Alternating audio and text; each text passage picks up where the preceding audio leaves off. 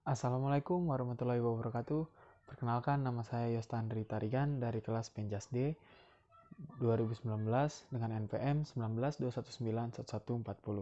Pada kesempatan kali ini, saya akan kembali menjelaskan tentang makalah yang telah saya buat, yaitu tentang standar kompetensi lulusan.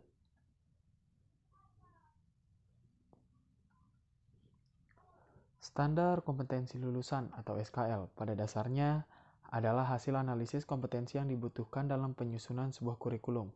Kompetensi merupakan kemampuan berpikir, bersikap, dan bertindak secara konsisten sebagai perwujudan dari pengetahuan, sikap, dan keterampilan yang dimiliki peserta didik. Sedangkan standar kompetensi adalah ukuran kompetensi minimal yang harus dicapai peserta didik setelah mengikuti suatu proses pembelajaran pada suatu pendidikan tertentu. Di dalam Permendikbud nomor 20 tahun 2016 disebutkan bahwa pengertian standar kompetensi lulusan adalah kriteria mengenai kualifikasi kemampuan lulusan yang mencakup sikap, pengetahuan, dan keterampilan. Selanjutnya, standar isi. Standar menurut Kamus Besar Bahasa Indonesia adalah ukuran tertentu yang dipakai sebagai patokan, sesuatu yang dianggap sebagai tetap nilainya sehingga dapat dipakai sebagai ukuran nilai atau harga. Standar dapat diartikan sebagai patokan atau bisa juga dikatakan sebagai kriteria minimal. Sebuah standar seringkali mengacu pada pencapaian minimal. Begitu juga dengan standar isi. Standar isi menurut UU SP nomor 20 tahun 2003 merupakan kriteria minimal batas patokan syarat harus dicapai dalam peningkatan mutu. Standar isi ditetapkan sebagai kriteria minimal saat menyusun perencanaan. Standar isi pada standar nasional pendidikan mencakup lingkup materi dan tingkat kompetensi untuk mencapai kompetensi lulusan pada jenjang dan jenis pendidikan tertentu. Menurut Permendikbud nomor 64 tahun 2013, standar isi adalah kriteria mengenai ruang lingkup materi dan tingkat kompetensi untuk mencapai kompetensi lulusan pada jenjang dan jenis pendidikan tertentu. Secara umum, standar isi mencakup sasaran atau goal yang mencakup segala sesuatu yang terdiri dari berbagai aspek yang dicapai dan menjadi pengalaman belajar peserta didik.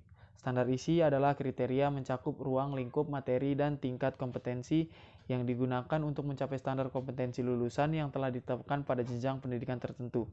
Adapun standar kompetensi lulusan yang dirumuskan meliputi sikap, pengetahuan, dan keterampilan. Artinya, setiap materi yang akan diterima oleh peserta didik beserta tingkat kompetensinya sudah dirumuskan ke dalam standar isi setiap mata pelajaran. Materi dan tingkat kompetensi itulah yang nantinya akan berpengaruh pada sikap, pengetahuan, dan keterampilan para peserta didik.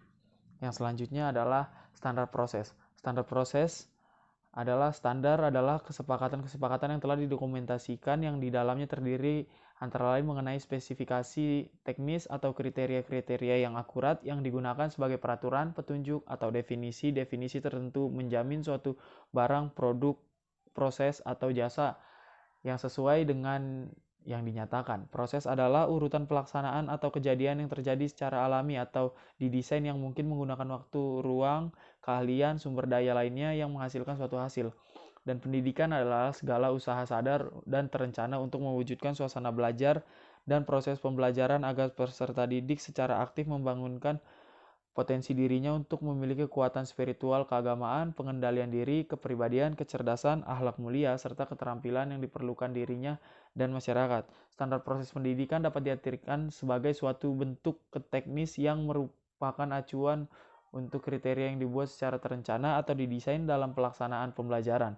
Dasar hukum yang mengatur standar proses pendidikan terdapat dalam Peraturan Menteri Pendidikan Nasional Republik Indonesia pada tahun nomor 41 tahun 2007 tentang standar proses untuk satuan pendasar pendidikan menengah. Standar proses adalah standar nasional pendidikan yang berkaitan dengan pelaksanaan pembelajaran pada satu satuan pendidikan untuk mencapai standar kompetensi lulusan.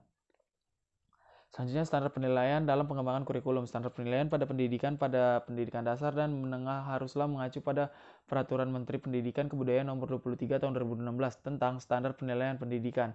Setiap guru sebaiknya menguasai konsep dalam Permendikbud ini sebagai pedoman dasar dalam melakukan penilaian hasil pembelajaran peserta didik.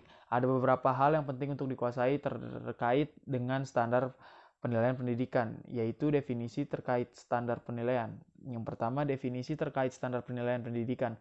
Ada berbagai macam definisi terkait dengan standar penilaian pendidikan, antara lain standar penilaian pendidikan adalah kriteria mengenai lingkup, tujuan, manfaat, prinsip, mekanisme, prosedur, dan instrumen penilaian. Hasil belajar peserta didik yang digunakan sebagai dasar dalam penilaian hasil belajar peserta didik dan pendidikan dasar dan pendidikan menengah. Penilaian adalah proses pengumpulan dan pengolahan informasi untuk mengukur pencapaian hasil belajar serta didik.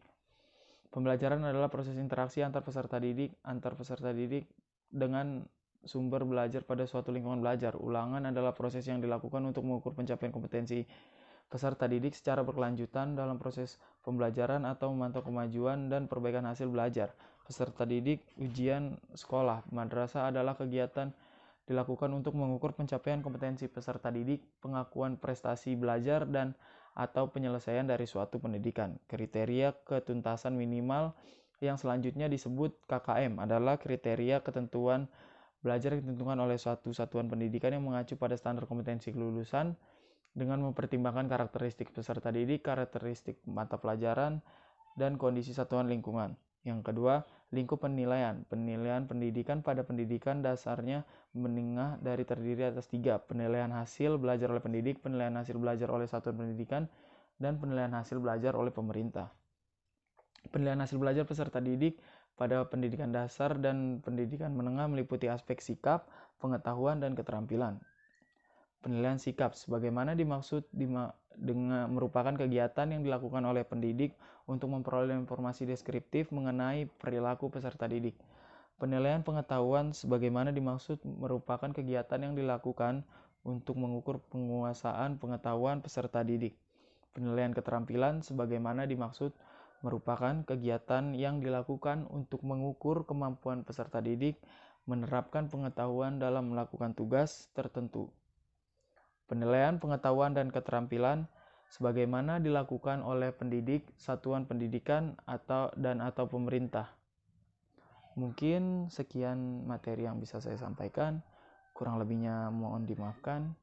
Saya akhiri. Wassalamualaikum warahmatullahi wabarakatuh.